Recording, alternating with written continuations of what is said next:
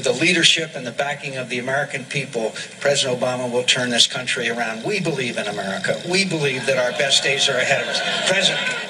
President Romney,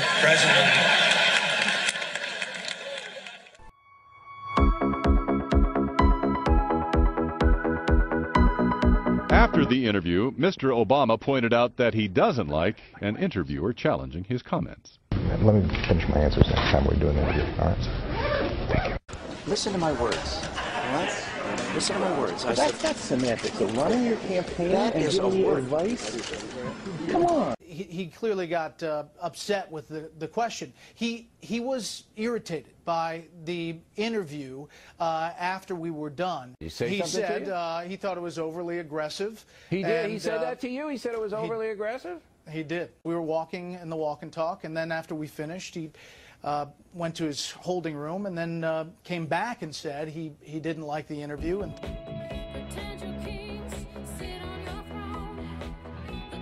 Sir, why do these conservative leaders almost, why are they going to Governor Romney's campaign? Some suggest that the fact that Bain Capital owns a major stake in Clear Channel is on Sean's network, maybe there's a correlation. Reach back to one of our heroes from the past, from the 60s, Saul Alinsky. Now for the judgment day. I am America. I always try to remind myself of Saul Alinsky when I get confused. Yeah, you think there's a real issue with whether he can be President Obama? Well, I think there is an issue on the flip-flops as it relates to trust. I don't know that he can go on to be President Obama, given his record. I mean, when there is a question about whether you're running for the White House or running for the Waffle House, you've got a real problem with the American people. And his big flip-flop to you is what? Well, I think there's a range of them, but when you have something as central as life that you flip-flop on, when you have a Second Amendment, when you have health care, you have a range of issues that, on taxes, for example, that he's been on both sides of. And I think if it's between Obama and Romney, there isn't all that much difference, except for the crowd that they bring with them. It's very confusing to people. I mean, what I have here is Romney's own economic document.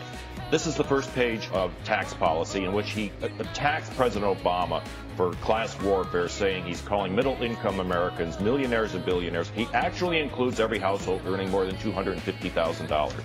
Page 2, his tax proposal says he will cut capital gains and dividends and interest rates for anyone with an adjusted gross income of under $200,000.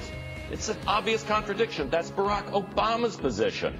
I always try to remind myself of Saul Alinsky when I get confused. 2 days, Newt Gingrich and Rick Perry have scorched the earth on how Romney burns people.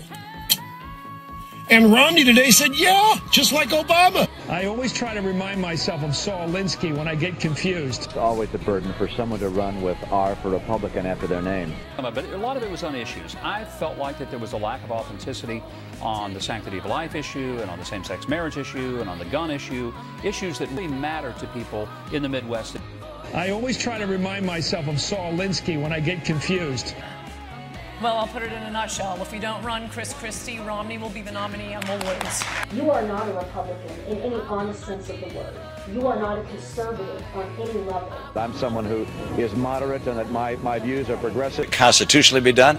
We can ask our constitutionalist here.